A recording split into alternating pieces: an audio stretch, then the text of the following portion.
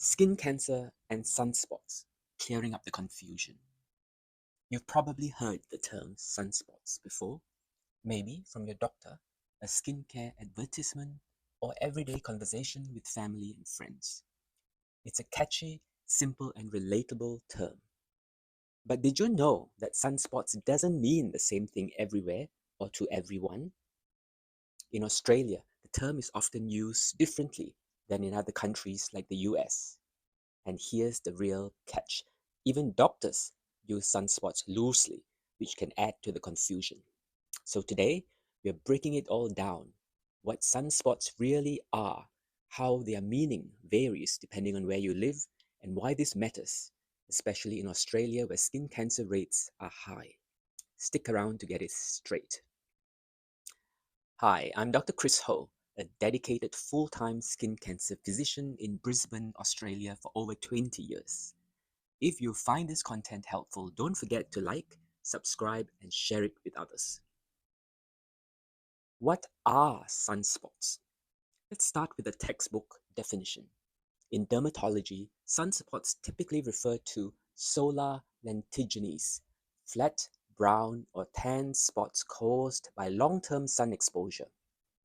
They occur when UV radiation triggers excess melanin production. These spots are harmless and permanent unless treated.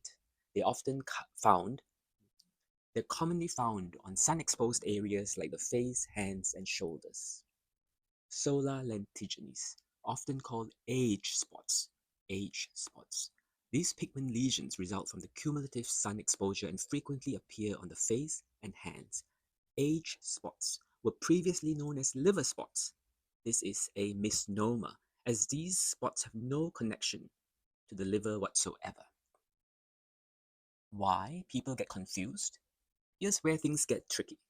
Many people lump all kinds of skin spots under the term sunspots, even though they are different.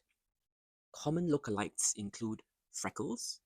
These are small, light brown spots that darken with sun exposure but are genetic.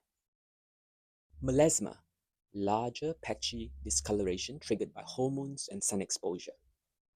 Then, post-inflammatory hyperpigmentation, dark spots left after acne or injury. Seborrheic keratosis, waxy, wart-like growths often mistaken for sunspots. More on seborrheic keratosis, or SEBCase for short. Often also referred to seborrheic warts or senile warts.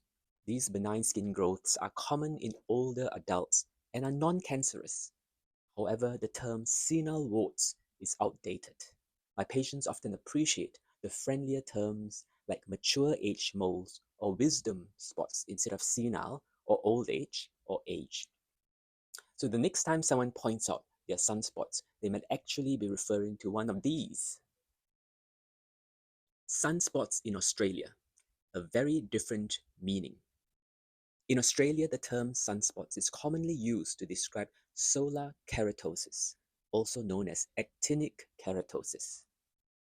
In Australia, solar lentigines, on the other hand, are often referred to as age spots or liver spots by both healthcare professionals and the public. In Australia, solar keratosis are most often referred to as sunspots. These are rough, scaly patches caused by long-term sun damage, and they are pre-cancerous. They are not cancerous, they are pre-cancerous. If left untreated, some can develop into squamous cell carcinoma, a type of skin cancer. Because of Australia's high UV exposure and skin cancer rates, sunspots is often used as a catch-all term for these potentially dangerous lesions. That's why the understanding of the difference is crucial. One is harmless, the other may need medical attention. So if you're outside Australia, calling age spots sunspots might not cause confusion, but in Australia, where skin cancer rates are high, the stakes are also higher. This is why skin cancer doctors and dermatologists stress precise terminology. When sunspots mean different things to different people, it can lead to misunderstandings, delayed treatment, or unnecessary worry. If you have skin spots and are unsure what they are, don't rely on labels. Get them checked by your skin cancer physician or dermatologist. Knowing exactly what you are dealing with can make all the difference. I hope this has helped clear up the confusion around sunspots. If you found this helpful, useful, give it a thumbs up, share it with someone who might need to hear it, and drop a comment if you've ever been confused about this term yourself. And of course, hit the subscribe button to stay informed about more skin health and other health topics. Because when it comes to health, knowledge is your best protection.